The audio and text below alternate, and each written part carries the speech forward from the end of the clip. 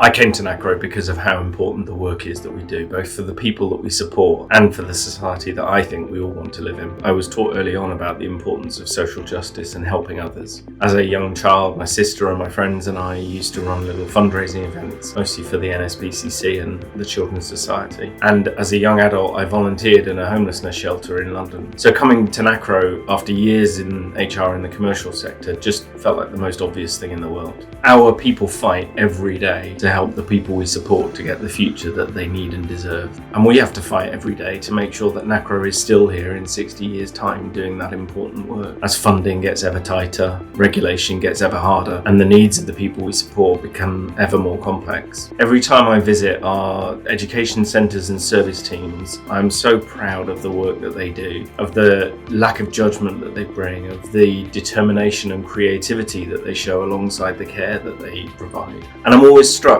as I remember from being a teenager, at how much you get out of how much you give. Our staff seem to both have a real sense of pride in the support that they can provide, but also learn, I think, from all the different situations that they face every day. What one word would I use to describe Nacro?